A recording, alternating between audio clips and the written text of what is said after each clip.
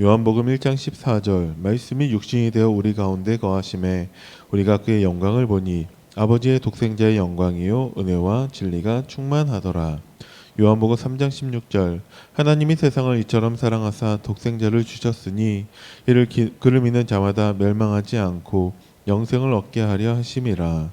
요한복음 5장 24절 내가 진실로 진실로 너희에게 이르노니 내 말을 듣고 또 나 보내신 이를 믿는 자는 영생을 얻었고 심판에 이르지 아니하나니 사망에서 생명으로 옮겼느니라. 요한복음 14장 6절 예수께서 이르시되 내가 곧 길이요 진리요 생명이니 나로 말미암지 않고는 아버지께로 올 자가 없느니라. 요한복음 14장 16, 17절 내가 아버지께 구하겠으니 그가 또 다른 보혜사를 너희에게 주사 영원토록 너희와 함께 있게 하리니 그는 진리의 영이라. 세상은 능히 그를 받지 못하나니 이는 그를 보지도 못하고 알지도 못함이라. 그러나 너희는 그를 아나니 그는 너희와 함께 거하심이요 또 너희 속에 계시겠음이라. 아멘.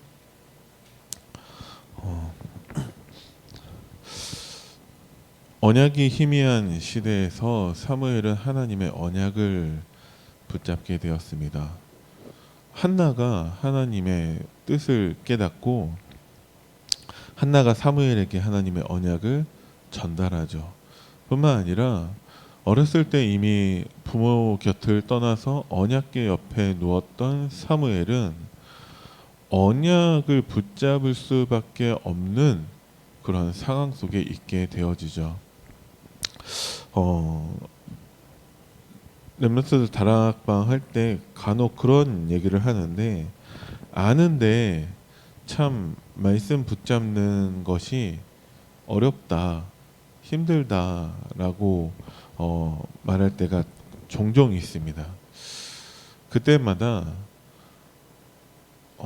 왜 어렵냐, 왜 힘드냐, 하나님 자녀가 하나님 말씀 붙잡는다라는 것은 가장 쉬운 일이고 가장 행복한 일이 되어야 하는데 왜 어렵고 왜 힘드냐? 사무엘처럼 하나님의 말씀만 잡을 수 있는 환경 속에 있지를 않아요. 우리가 그래 놓고서는 힘들다라고 한다라는 거죠.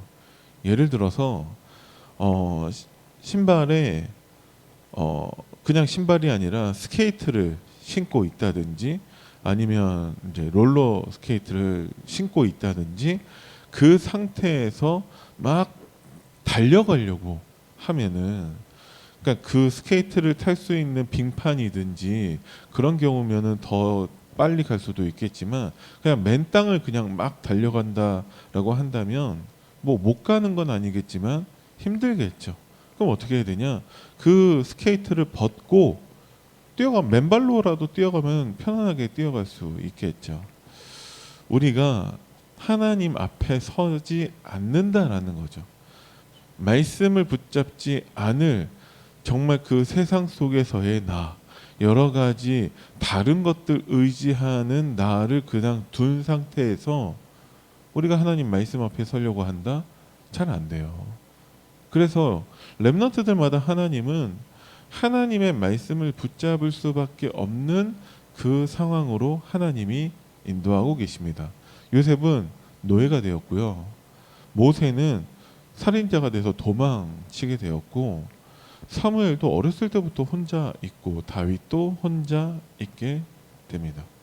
혼자 있어야 되냐가 아니라 우리가 다른 것들 다 버리고 내려놓고 하나님 앞에 서는 시간을 가져야 한다라는 것입니다. 그 사무엘이 이제 업적을 남겼죠. 미스바 운동을 통해서 모든 백성들이 하나님의 언약을 붙잡고 우상을 버리게 됩니다. 우상을 버렸다보다 중요한 것은 하나님의 언약을 붙잡았다라는 것이죠. 적들이 이스라엘을 쳐들어오지 못해요. 왜? 당연하죠. 하나님의 언약을 붙잡았는데 감히 누가 쳐들어오겠어요. 그리고 그 언약을 후대에게 전달합니다. 다윗에게 기름을 부으죠. 자, 이런 어마어마한 업적을 남겼습니다. 우리도 어떻게 해야지 이 업적을 남기겠습니까? 여러분들 인생에 이런 업적을 남기시기 바랍니다. 여기에 우리는 관심을 두면 안 돼요. 이 업적의 시작이 어디였냐라는 것이죠. 사무엘이 어렸을 때 하나님의 언약을 붙잡았습니다. 그게 응답이고 그게 전부예요. 우리는 업적의 결과에 우리는 관심을 갖는데 어떻게 해야지 정말 내가 전도를 많이 하겠습니까?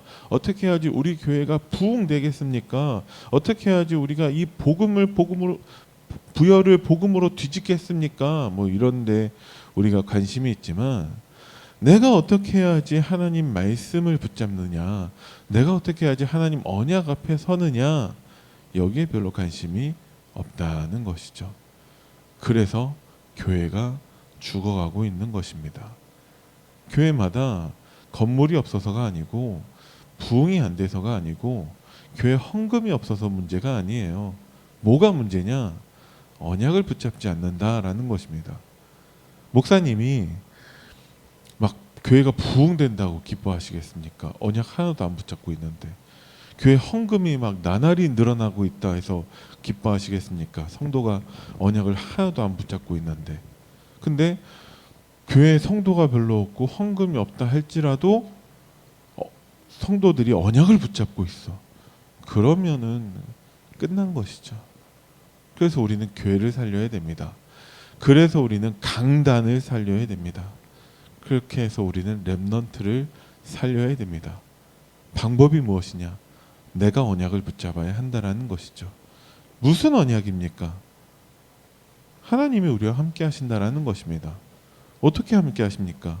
예수가 그리스도라는 복음으로 다 끝내셨다라는 거예요. 그래야지만이 우리가 교회를 살릴 수 있고 그래야지만이 우리가 시대를 살릴 수 있습니다. 계속해서 교회가 실패하고 있다라는 것이죠. 왜 실패하냐? 살리는 것은 영이기 때문에 그 육은 무익한데 자꾸 다른 것에 집중하고 있다라는 것이죠. 다른 것에 집중한 결과 3단체에 질 수밖에 없는 것입니다. 지금 3단체는 교회보다 1세기 앞서 있다라고 하고 있죠. 종교단체에게 영적인 것 다 빼앗기고 있습니다. 그러면 이제 무속인들을 살릴 수 없죠. 지금 우리나라 대선이 한 달 앞으로 이제 한 달 앞에 있는데 지금 중요한 화두 가운데 한 가지가 무속 논란이라는 거예요. 우리나라 지금 대선 후보가 굉장히 밀접한 연관이 있다라고 하고 있죠. 특히 대선 후보의 부인이 굉장히 밀접한 연관이 있다라고 하고 있습니다. 그죠? 예. 근데 더 웃긴 거는 한국의 큰 교회 목사님들이 그 후보한테 가서 막 안수기도 하고 그러고 있어요. 토론할 때 막 손에 왕자 새기고 오고 있는데 그러면 되게 막 그런 담대해지고 막 그런 게 있나 봐요. 막 그들의 세계에서는. 근데 그러고 나서 이제 막 성책 들고 가서 막 예배 드리고 있고 자기 부인은 막 구약 성경을 다 외우고 있다. 대단하죠. 그런 얘기하고 있고 밀접한 연관이 있다라는 것이죠. 그런데 교회는 아무 힘이 없다라는 거예요. 왜 그러냐? 하나님의 언약을 붙잡지 않고 있으니까. 그래서 네피림 시대가 이제 왔습니다가 아니라 점점 더 왕성해지고 있다라는 것이죠. 특히 명상 가지고 세계에서 지금 많은 기업들이 있는데 최고 앞서 나가고 있는 기업들이 IT 기업들이죠. 이제 우리나라에는 다음, 네이버 이런 것들이 있고 이제 구글이라든지 이제 아마존 여러 가지 점점 더 비대면 시대가 강화되면서 IT 기업이 점점 더 성장할 수밖에 없는데 그런 곳에서 더 이런 것들이 장려되고 있죠. 그래서 그 기업마다 명상 전문가들이 이제 상주하고 있어요. 사람들과 이제 상담도 하고 또 명상할 수 있도록 도와주기도 하고 이런 것들이 점점 더 과학적인 것, 의학적인 것으로 포장되어져서 사람들에게 더 친숙하게 다가가고 있습니다. 그럼 명상이라는 단어를 뭘로 대체하면 더 이 실체를 알 수 있냐? 접신이라는 것이죠. 결국 나를 찾아야 된다. 그 나는 누구냐? 사탄의 종된 나를 말하고 있는 거예요. 그죠? 그 접신. 그래서 성경에서 가장 큰 행복을, 가장 큰 약속을 뭘 하나님이 하셨습니까? 오직 성령이 너희에게 임하시면, 그 성령이 임하시면 어떻게 되죠? 하나님과 함께하는 축복을 누리는 것이죠. 하나님과 함께하는 축복을 놓치면 어떻게 되죠? 사탄의 종노릇 하고 있는 거예요. 그게 네피림입니다. 그런데 문제가 무엇이냐? 교회가 아무 힘이 없는 거예요. 성도들이 당당하게 내가 교회 다니고 교회 어떤 직분을 맡고 있고 하는 것을 말을 하지 못하고 있다라는 것이죠. 저도 언제 제 신앙에 대해서 돌아봤냐? 고등학교 3학년 때까지 교회를 뭐 늘 다닌 것도 아니고 가다 말다 하다가 이제 고3 수능 끝나고 나서 학교 가서 할 게 없으니까 어느 날은 성경책을 들고 가서 성경책을 읽기 시작했어요. 왜 그랬는지는 잘 모르겠어요. 그냥 뭐 할 게 없어서 그랬는데 하나님의 계획이 있었겠죠. 제가 성경책을 읽는데 친구들의 반응이 너 수능 망쳤냐, 미쳤다면서 저한테 왜 그걸 보고 있냐 그러더라고요. 그래서 제가 너무 그 반응이 황당해서 나 원래 교회 다녔다 그랬는데 네가 무슨 교회를 다니냐고 하더라고요. 반응이. 그때 전 되게 충격이었어요. 내가 모태신앙인데, 내가 뭐 안 나간 때도 있었지만 평생 교회를 다녔는데 내 친구들이 내가 교회 다니는 것조차도 모르고 있구나. 그럼 뭔가 문제가 있잖아요. 난 평생 교회를 다녔는데 그럼 어떻게 해야 되나라고 생각하다가 교회 성도들을 보니까 믿음이 좋은 사람들의 특징이 새벽 기도를 나가더라고요. 그래서 제가 그 다음 날부터 하루도, 군대 가기 전까지 하루도 빠짐없이 새벽 기도를 나갔어요. 새벽 기도 나가 3년 동안 나가는데 뭐 했냐? 아무것도 못 했어요. 왜? 복음을 잘 모르니까. 나는 왜 방언이 안 나오지? 이 생각만 계속하고 방언하는 교회였기 때문에. 그리고 군대를 가고 이제 군대에 전역하고 난 다음에 교회를 안 나가게 되었습니다. 예. 그게 제 모습이었어요. 그렇게 힘이 없다라는 것이죠. 왜 힘이 없냐? 복음을 모르니까. 복음 아는데요. 언약을 안 붙잡으니까. 말씀 따라가지 않으니까 우리가 힘이 없는 것입니다. 자, 237을 본 모세를 도운 중직자. 그럼 모세는 전도자죠. 어떻게 모세를 돕죠? 전도자가 되어야죠. 모세는 렘넌트죠. 어떻게 모세를 돕죠? 렘넌트가 되어야죠. 전도자가 아닌데 전도자를 어떻게 돕습니까? 렘넌트가 아닌데 어떻게 렘넌트에 필요한 것을 알 수 있습니까? 모세를 어떻게 도와야 되죠? 말씀 붙잡아야죠. 말씀도 붙잡지 않았는데 어떻게 전도자를 돕습니까? 이건 너무 쉬운 일이에요. 근데 자꾸 다른 것에 집중하고 있다는 것입니다. 뭐에 집중해야 됩니까? 영적인 세계에 집중해야죠. 하나님은 우리에게 보좌의 축복으로 역사하고 계십니다.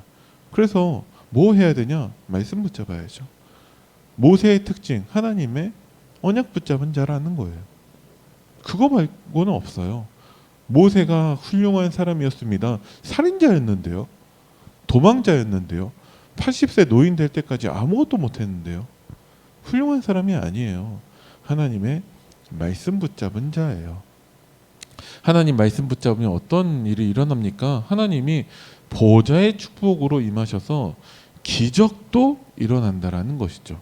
기적이 중요한 게 아니라 보좌의 축복을 누리게 하신다라는 거예요. 하나님이 그 말씀을 성취하기 위해서 하나님이 능력으로 나타나십니다. 왜? 말씀이 성취되어야 하니까. 홍해도 가르신다라는 거죠. 지금 갈라져야 됩니까? 갈라질 필요가 없어요. 하나님이 그냥 말씀만 성취하시면 됩니다. 어떤 말씀을 성취하십니까? 나를 통해서 교회를 살리실 거예요. 그럼 나는 뭐 해야 됩니까? 언약을 붙잡으면 됩니다. 언약 붙잡은 사무엘을 통해서 하나님은 교회를 살리셨어요. 언약 붙잡은 여러분들을 통해서 하나님이 교회를 살리실 것입니다. 근데 내가 언약을 붙잡지 않는다. 그러면 10가지 문제가 오는 거예요. 그래도 내가 언약 붙잡지 않는다. 하나님은 홍해 앞에 서게 하실 거예요. 왜? 말씀 붙잡으라고. 말씀을 통해서 보좌의 축복을 누리라고. 무슨 말씀입니까? 강단 말씀이에요. 무슨 말씀입니까? 예수가 그리스도라는 말씀이에요. 그거 붙잡으면 어떻게 됩니까? 임마누엘이라는 보좌의 축복이 내게 임한다라는 것이죠. 그래서 하나님의 응답은 우리를 237과 보좌의 증인으로 세우시는 거예요. 237 나라에 우리를 증인으로 세우실 것입니다. 그리고 시공간을 초월하는 축복과 치유와 서밋의 증인으로 하나님이 우리를 세우실 거예요. 이게 누구냐? 모세입니다. 모세의 특징은 무엇이냐? 하나님 말씀 붙잡은 자라는 거예요. 내가 말씀 붙잡으면 여러분들도 이 하나님의 응답을 누릴 수 있습니다. 한마디로 뭡니까? 증인이라는 거예요.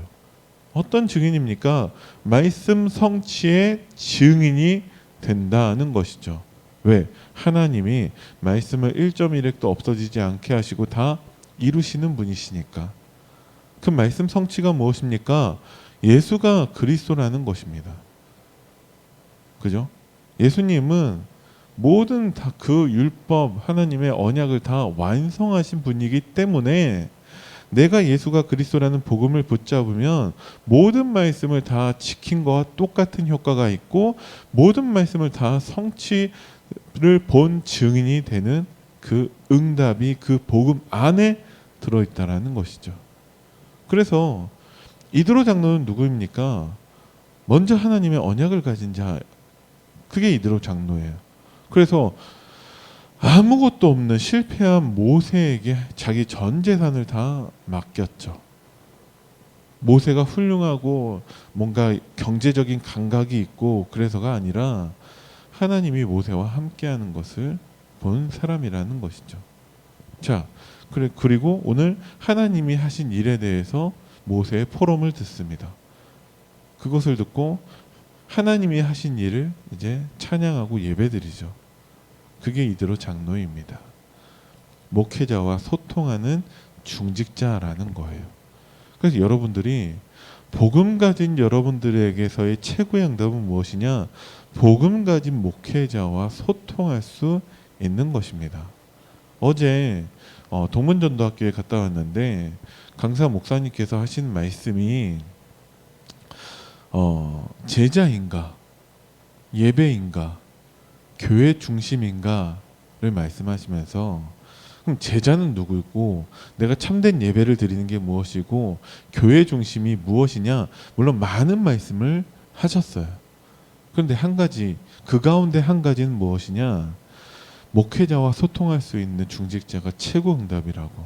그래서 목사가 무슨 말이든 할 수 있어야 한다고.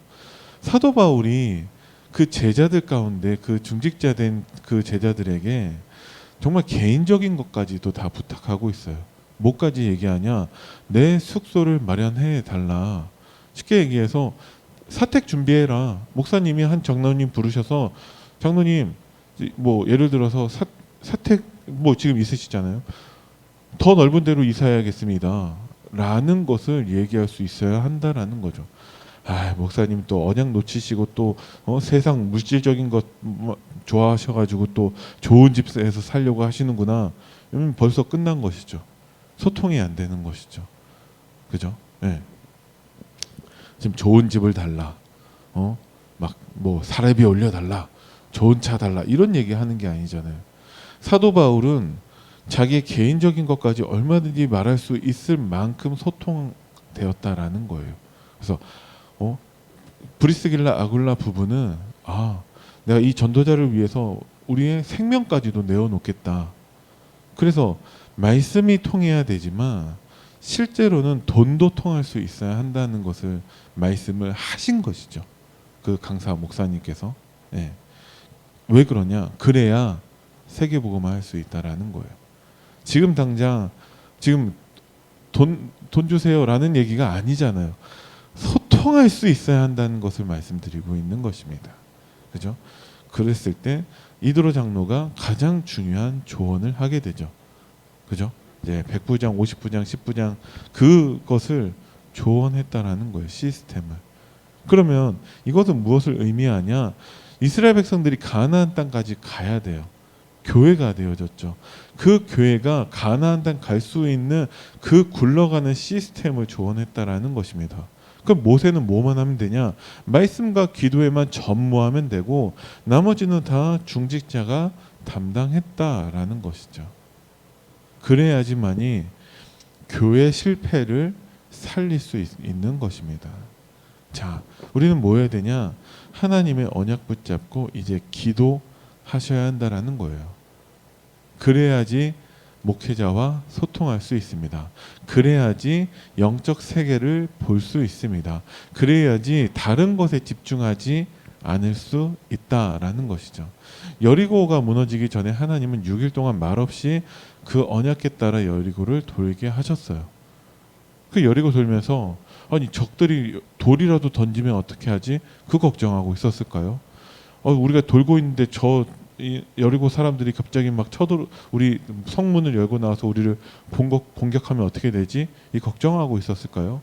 이미 여리고 돌 때 무엇을 가지고 있냐? 언약을 가지고 있고 이미 증거를 가지고 있어요. 정탐꾼들이 와서 보고 하는데 여리고 사람들의 간담이 녹았다라고 들었습니다. 저들의 지도자들은 다 도망갔다는 것을 들었다라는 것이죠. 이미 승리자로 돌고 있는 거예요. 하나님의 말씀 가지고 증거 가지고 기도하는 시간입니다.